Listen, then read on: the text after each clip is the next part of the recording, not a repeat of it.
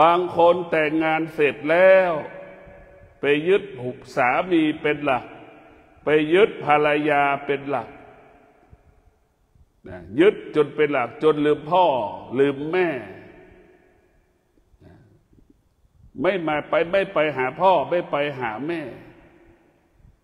อันนี้แหละคือไปยึดสามีเป็นหลัก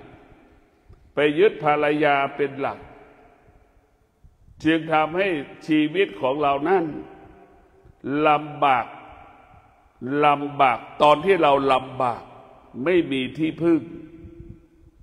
พวกเราทั้งหลายลูกที่มีสติสุขใจก็ระลึกถึงแม่เยี่ยมแม่ทุกข์ใจก็มีสติที่จะไปกราบแม่ไหว้แม่อยู่ใกล้แม่แล้วอบอุ่นและมีความสุข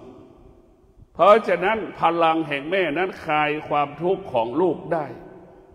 แม่นั้นมีพลังและมีอานุภาพทำให้ลูกที่มีทุกข์แล้วคลายความทุกข์นั้นได้ลูกที่อยู่ต่างจังหวัดอยู่ต่างหมู่บ้านเวลามีความทุกข์มีประสบปัญหาลูกนั้นก็มีมาเยี่ยมแม่แล้วก็มาหาแม่ได้แต่พวกเราทั้งหลายทำให้ลูกนั้นคลายความทุกข์ได้เพราะฉะนั้นพวกเราทุกคนเรามีสติแต่พวกเราทั้งหลายต้องมีสติแม่นั้นพวกเราทั้งหลายเอกลักษณ์ของแม่ลักษณะของแม่ห่วงลูกคิดถึงลูกทุกลมหายใจ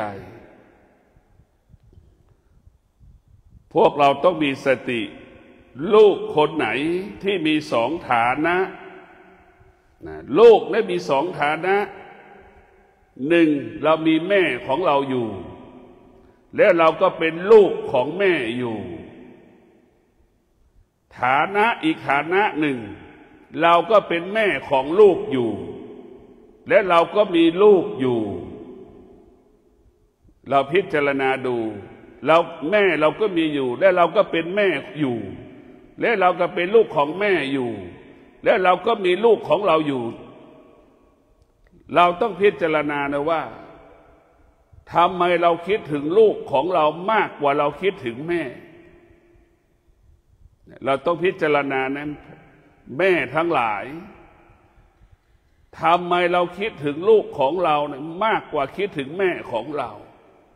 ทั้งที่เราเป็นแม่และเราก็ยังมีแม่อยู่เนี่ยลูกที่มีลูกที่ขาดสติก็จะเป็นเช่นนี้หลงลูกตนเองคิดถึงแต่ลูกตนเองหวงแต่ลูกตนเอง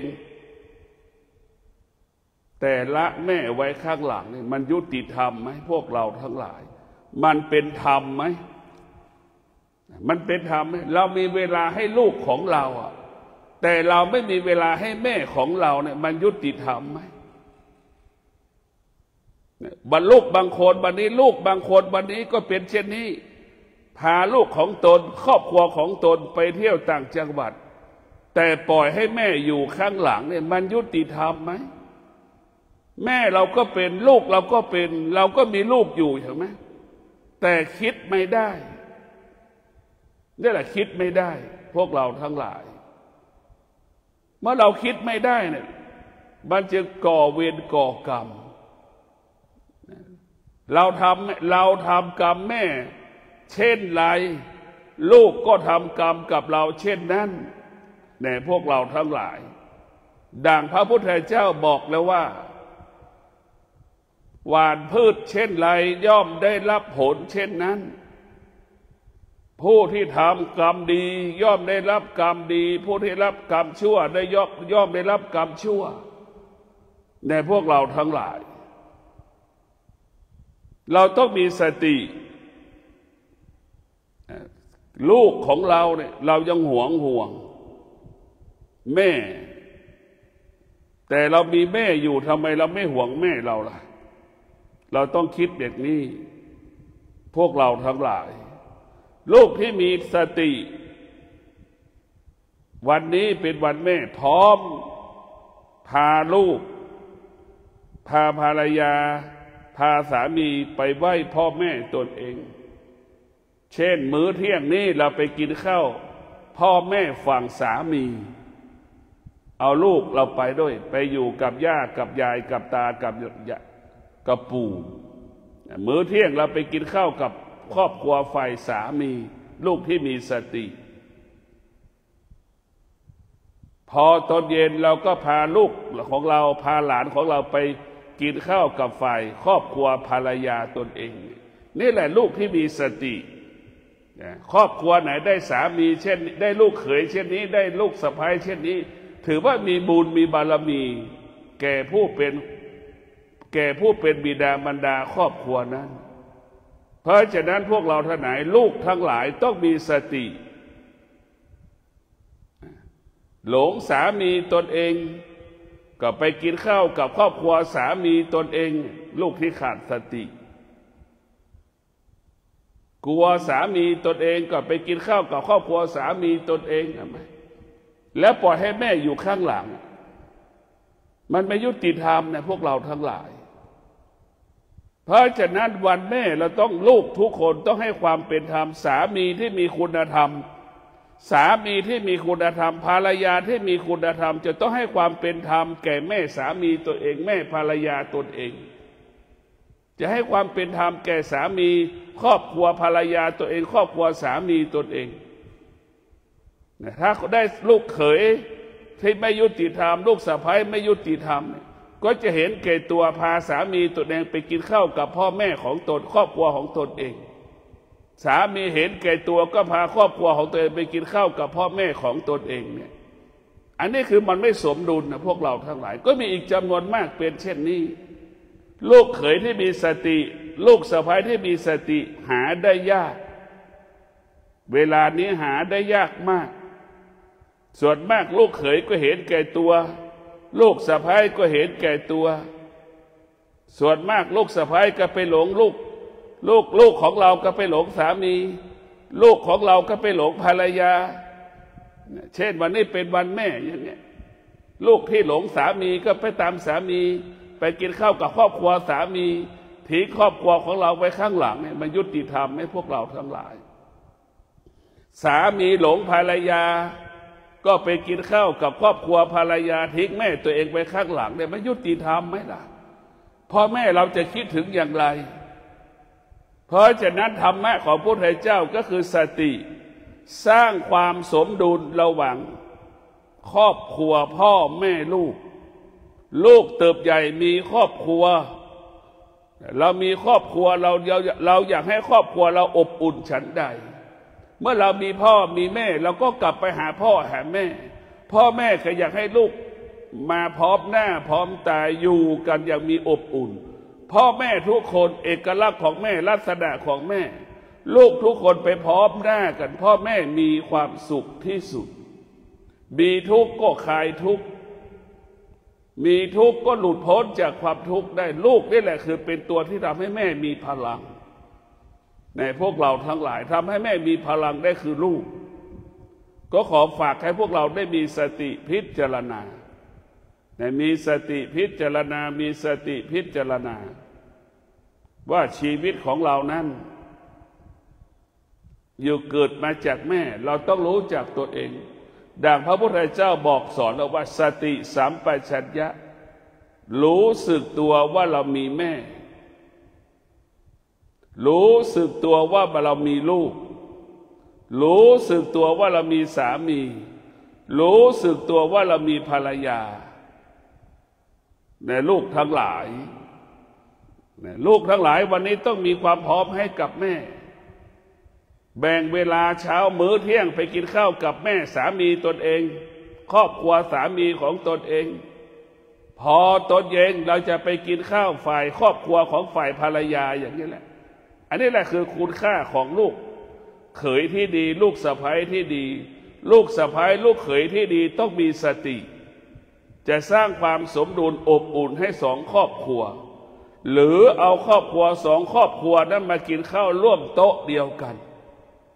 เนี่ยเป็นสิ่งที่มีค่าเป็นสิ่งที่ประเสริฐเอาพ่อแม่ครอบครัวสามีฝ่ายแม่ฝ่ายภรรยามานั่งกินข้าวพร้อมกันอันนี้คือเป็นสิ่งที่มีค่าเป็นสิ่งที่ประเสริฐในพวกเราทั้งหลาย สิ่งเหล่านี้เป็นความสุขเล็กๆน้อยๆที่เรามอบให้แม่ถือว่าเป็นความสำคัญเราต้องมีสติโดยเฉพาะลูกที่สำคัญที่สุดผู้เป็นลูกต้องวางรากฐานการจัดการบริหารแม่ตอนที่แม่แก่เฒ่าให้ดีลูกคนไหนลูกคนไหนสมองนั้นมีความคิดเวลาแม่แก่เฒ่าแล้วเอาแม่นั้นไปไว้สถานที่รับเลี้ยงคนชราเท่ากับเราสร้างวัฒนธรรมให้กับครอบครัวของเราพอเราแก่เฒ่าชรามาแล้วลูกก็จะเอาเราไปไว้สงเคราะห์คนชราเราจะเสียใจขนาดไหนลูกเอาเราไว้สงเคราะห์คนชราแต่พวกเราทั้งหลายถึงบอกแล้วว่าถึงแม้หมอพยาบาลดูแลเราเลิศประเสริฐสักปันใดก็สู้เราอยู่กับลูกกับหลานเราดูแลเราดีบ้างไม่ดีบ้างเราอยู่กับลูกกับหลานเราดีกว่ากับหมอพยาบาลอีกนะพวกเราทั้งหลายสุขสบายไม่มีค่าสำหรับพ่อและแม่สิ่งที่มีค่าสำหรับพ่อกับแม่ก็คือลูกนั่นแหละลูกนี่สำคัญที่สุดลูกนี่สำคัญที่สุดเพราะฉะนั้นครอบครัวใดที่เกิดมายากจนจงภูมิใจจงภูมิใจยามที่เราแก่เราเจ็บเราป่วยเราตายได้อยู่อ้อมกอดของลูกได้อยู่ในอ้อมกอดของลูกตรงกันข้ามลูกที่มีเงินครอบครัวที่มีเงินเวลาแก่เวลาเจ็บเวลาตายไม่มีลูกไม่มีโอกาสได้ดูแลพ่อแม่ของตนไม่มีโอกาสได้ดูแลชีวิตลูกแม่ชีวิตพ่อก็คือไปอยู่กับหมอพยาบาลและคนใช้แต่มาลูกเศรษฐีลูกพ่อแม่ที่มีเงินมากเนี่ยพ่อแม่ที่มีเงินมากเป็นผู้โชคร้ายโชคร้ายก็คือไม่มีสิทธิ์ได้อยู่กับลูกไม่มีสิทธิ์ได้อยู่กับลูกดังคำว่าพ่อแม่ได้ไม่ต้องการวัตถุจากลูกพ่อแม่ต้องการความรู้สึกดีๆจากลูกแม่กับลูกแม่ต้องการแค่นี้แล้วต้องการความรู้สึกเพราะฉะนั้นครอบครัวที่เกิดมายากจนโชคดีที่สุดยามที่เราแก่ยามที่เราเจ็บยามที่เราจะตายลูกเนี่ยอบอุ่นเราจะตายแบบอบอุ่นเจ็บแบบอบอุ่นเพราะเราจะตายในอ้อมกอดของลูกเวลานี้วัฒนธรรมเอาพ่อเอาแม่ไปไว้สถานที่รับเลี้ยงดูคนแก่เนี่ยเพิ่มจำนวนมากขึ้นเรื่อยๆนะพวกเราทั้งหลายเอาพ่อเอาแม่ไปไว้สถานที่รับเลี้ยงคนแก่ในท่านทั้งหลายมีเยอะแยะไปหมดเต็มไปหมดเดี๋ยวนี้เพราะฉะนั้นคนที่ยากจนจงภูมิใจที่เกิดมายากจนขอบคุณที่เราเกิดมาไม่มีเงิน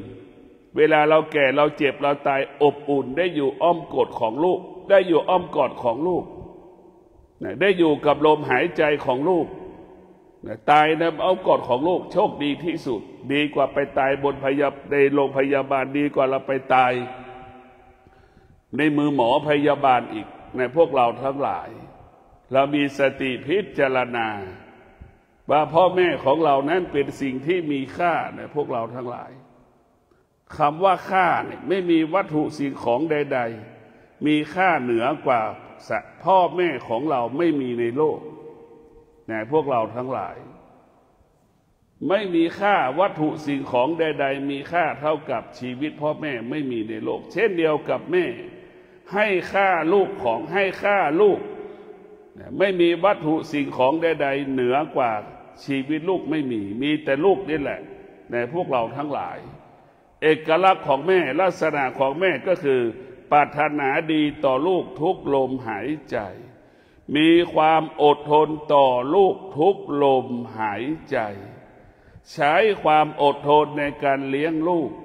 ใช้ความอดทนในการประกอบอาชีพเพื่อให้ลูกอยู่ดีกินดีได้เพราะความอดทนของพ่อของแม่นั่นแหละในพวกเราทั้งหลายลูกอยู่สุขสบายลูกอยู่สุขสบายลูกอุดมสมบูรณ์ไปด้วยทรัพย์สมบัติปัจจัยสี่เพราะพ่อแม่มีวิริยะภาคเพียรจึงมีทรัพย์จึงมีสมบัติ จึงมีเครื่องอำนวยความสะดวกเครื่องอุปโภคบริโภคทุกอย่างเพราะพ่อแม่มีวิริยะภาคเพียรพวกเราทั้งหลายแต่ว่าเอกลักษณ์ของแม่คือมีความอดทนเอกลักษณ์ของแม่มีวิริยะภาคเพียรในพวกเราทั้งหลายลักษณะของแม่ก็คือผู้เสียสละ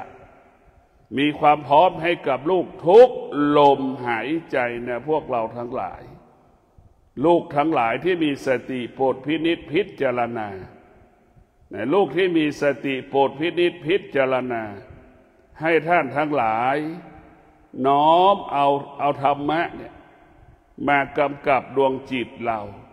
เมื่อเรามีธรรมะเมื่อไหร่เราก็จะมีแม่อยู่ในหัวใจเราถ้าเราไม่มีธรรมะเท่ากับเราไม่มีแม่เมื่อเราไม่มีแม่พวกเราทั้งหลายเราจะมีใครอยู่ในหัวใจเรามันไม่มีแล้วเมื่อเราไม่ซื่อสัตย์กับแม่แล้วเราจะไปซื่อสัตย์กับสามีมันเป็นไปได้ยากเมื่อเราไม่ดูแลแม่ของเราแล้วเราจะไปดูแลสามีเรานี่มันก็ยากแต่พวกเราทั้งหลายสามีก็คือแม่ของเราสามีก็คือพ่อของเราภรรยาก็คือแม่ของเราภรรยาก็คือพ่อของเราแต่พวกเราทั้งหลายเราต้องมีสติพิจารณาว่าวันนี้เป็นวันแม่เราจะมีชีวิตอยู่กับแม่ได้อย่างไรเวลาแม่เหลือน้อยแล้วนะเวลาแม่เหลือน้อยตั้งแต่บัดนี้เป็นต้นไปขอให้ลูกๆทั้งหลายได้ปรับปรุงเปลี่ยนแปลงแก้ไขความคิดสิ่งใดที่เราทำให้แม่เสียใจจากนี้ไปเราจะไม่ทำให้แม่เสียใจเราจะชั่วสักปันใดทำชั่วอย่าให้แม่รู้จะให้แม่เห็นในพวกเราทั้งหลายเราจะชั่วสักปันใดไม่ควรให้แม่รู้ให้ไม่ควรให้แม่เห็นทุกอย่างอยู่ที่ตัวเราดีอยู่ที่ตัวเราไม่ดีอยู่ที่ตัวเราแต่เราอยู่กับแม่โลกใบนี้ก็คือโรงละครโลกใบนี้ก็คือสิ่งสมมุติลูกก็เป็นสิ่งสมมุติแม่ก็เป็นสิ่งสมมุติแม่ก็คือผู้เล่นละครให้กับลูกลูกก็คือผู้เล่นละครให้กับแม่มันเป็นเช่นนี้เพียงแต่ว่าแม่นั้นเล่นละครได้สมบทบาทเป็นพระเอกที่แท้จริงเป็นนางเอกที่แท้จริงเล่นสมบทบาทเป็นนายจ้างที่แท้จริงเป็นลูกจ้างที่แท้จริงนั่นแหละพวกเราทั้งหลายสมมติบ้านทุกหลังก็เหมือนลงละครลูกก็แอบดูแม่กับพ่อเล่นละครแม่กับพ่อก็แอบดูลูกเล่นละครคือดูแลพฤติกรรมต่อกันและกันนั่นแหละดูแลพฤติกรรมการอยู่ร่วมกันวัฒนธรรมการอยู่ร่วมกันก็เหมือนว่ามันก็เหมือนการเล่นละครนั่นแหละพวกเราทั้งหลายเราต้องให้สมมุติเป็นความจริงดังที่ได้กล่าวแล้วว่าลูกที่มีธรรมะเลี้ยงดูบิดามารดาตนเองให้ความสำคัญบิดามารดาของตนเองดังสามีตนเองดังลูกของตนเองลูกที่มีธรรมะส่วนลูกไม่มีธรรมะนั้นก็ให้ความสำคัญสามีตนเองภรรยาตนเองลูกของตนเองเหนือกว่าพ่อแม่ตนเองเนี่ยพวกเราทั้งหลายโดยเฉพาะลูกเขยก็ดีลูกสะใภ้ก็ดีที่เกิดมาฐานะยากจนไปได้สามีที่ร่ำรวยไปได้ภรรยาที่ร่ำรวยนี่คือลำบากจะกลับบ้านก็กลับไปได้สามีไม่ให้กลับภรรยาไม่ให้กลับนี่ก็มีอีกจำนวนมากนะพวกเราทั้งหลายบางครอบครัวเกิดมายากจนแม่ไม่เคยลูกไม่เคยมาหาแม่เพราะได้สามีที่ร่ำรวยสามีก็รังเกียจความยากจนของแม่ครอบครัวของฝ่ายของเรานี่ก็มี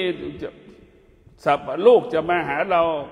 ลูกเขยก็ไม่ให้มาลูกสะใภ้ก็ไม่ให้มาอย่างนี้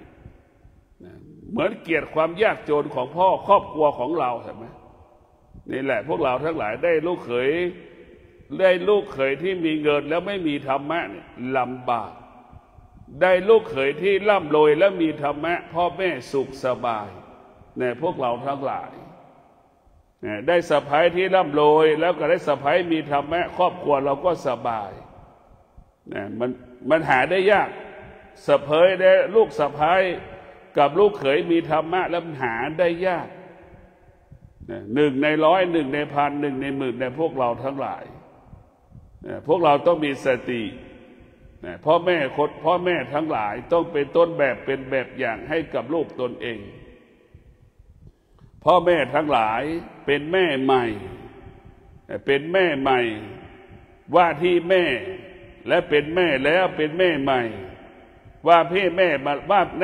ทำหน้าที่แม่มาแล้วเป็น5 ปี10 ปี20 ปี30 ปีแล้วก็ว่าที่แม่ยังไม่ได้เป็นแม่ว่าที่ของแม่จะรู้เลยว่าอดทนนี่เป็นเลิศอดทนนี่เป็นหลักของชีวิตใช่ไหมพวกเราต้องพิจารณาดูวิริยะเพียรเป็นเลิศใช่ไหมเป็นความจริงของชีวิตไหมนี่เราจะรู้เลยว่าพ่อแม่ทุกคนจะมีความอดทนเป็นเลิศมีวิริยะเพียรเป็นเลิศต่อสภาพอุปสรรคปัญหาต่างๆที่มันเกิดขึ้นกับชีวิตในการครองเรือนก็ดีการประกอบอาชีพก็ดีความเป็นอยู่แต่ละวันเราต้องใช้ความอดทนใช้วิริยะภาคเพียรในการพัฒนาชีวิตในการแก้ปัญหาให้กับชีวิตของเราในพวกเราทั้งหลายมันเป็นสิ่งสำคัญมากก็ขอให้พวกเราทุกคนได้มีสติระลึกถึงแม่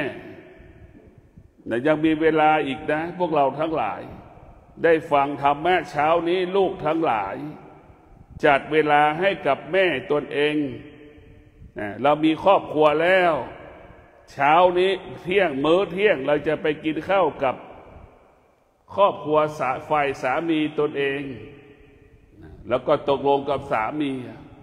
พอตอนเย็นเราก็ตกลงกับสามีว่าตอนเย็นเราจะไปกินข้าวกับครอบครัวฝ่ายภรรยาอย่างนี้แค่นี้แหละประเสริฐสุดและพวกเราทั้งหลายประเสริฐที่สุดหรือเรารวมญาติทั้งฝ่ายสามีฝ่ายภรรยาเอาพ่อฝ่ายสามีพ่อฝ่ายภรรยาครอบครัวทั้งสองฝ่ายมากินข้าวร่วมกันเย็นนี้อย่างนี้มื้อเที่ยงนี้นี่ก็เป็นสิ่งที่ประเสริฐที่สุดในพวกเราทั้งหลายก็ขอให้พวกเราทั้งหลายผู้มีลูกขอให้ลูกมีสติต้อนรับแม่นะขอให้ลูกเป็นลูกของคนนะขอให้ลูกทั้งหลายเป็นลูกของคนนั้นมีสติควายมันไม่มีสติงัวมันไม่มีสติหมาไม่มีสติมันจึงไม่สามารถเลี้ยงแม่มันได้คนนั้นมีสติมันจึงเลี้ยงแม่ตัวเองได้เลี้ยงสามีตัวเองได้เลี้ยงลูกของตนเองได้เพราะฉะนั้นพวกเราทั้งหลายเราเป็นคนเรามีสติเมื่อเรามีสติเราจะต้องรู้สึกตัวอยู่ตลอดเวลาแล้วว่าเรามีแม่เราจะต้องเลี้ยงแม่เราจะต้องดูแลแม่นี่คือลูกมีสติแต่ถ้าลูกคนไหนไม่มีสติก็ไม่แตกต่างจากลูกควายที่ไม่สามารถเลี้ยงแม่มันได้ลูกคนไหนที่ไม่มีสติก็เหมือนลูกงัวไม่สามารถเลี้ยงแม่มันได้ลูกคนไหนที่ขาดสติไม่มีสติก็ไม่แตกต่างจากลูกหมาไม่สามารถเลี้ยงแม่มันได้ลูกคนไหนที่ขาดสติไม่สามารถเลี้ยงแม่มันได้ไม่แตกต่างจากลูกไก่แต่พวกเราทั้งหลายเมื่อเราเกิดมาเป็นลูกคนแล้วเราต้องมีสติมีเวลาให้แม่มีเวลาเลี้ยงแม่มีเวลาดูแลแม่โดยเฉพาะวันสำคัญคือวันแม่เป็นวันสำคัญที่สุดบัดนี้ขออัญเชิญพระพุทธเจ้า500 พระองค์ปกป้องคุ้มครองรักษาผู้ที่เป็นแม่มาแล้ว50 ปี30 ปี20 ปี10 ปีแม่ใหม่และแม่เก่าว่าที่ฐานะแม่ว่าที่แม่ใหม่ก็ขอให้คำว่าแม่ทุกคนมีสุขภาพร่างกายแข็งแรงสมบูรณ์ขอให้คุณแม่ทุกคนเจริญรุ่งเรืองงอกงามในการดำเนินชีวิตอยู่กับปัจจุบันก็ขอให้แม่ทั้งหลายมีทุกข์ให้หลุดพ้นจากความทุกข์ แม่ทั้งหลายประสบความทุกข์อยู่ขอให้ความทุกข์เหล่านั้นทุเราเบาบางลงขอให้แม่ทั้งหลายมีสติมีสมาธิมีปัญญาพัฒนาสิ่งใดขอให้สำเร็จแก้ปัญหาใดๆขอให้ง่ายขอให้สะดวกขอให้แม่ทั้งหลายเป็นผู้ที่มีความอดทนขอให้แม่ทั้งหลายเป็นผู้ที่มีวิริยะภาคเพียรครอบครัวอุดมสมบูรณ์ด้วยทรัพย์สมบัติปัจจัยสี่ขอให้คุณแม่อยู่เย็นเป็นสุขสุขภาพร่างกายแข็งแรงสมบูรณ์ขอให้คุณแม่เจริญรุ่งเรืองงอกงามก้าวหน้ายิ่งขึ้นไปขอเจริญพร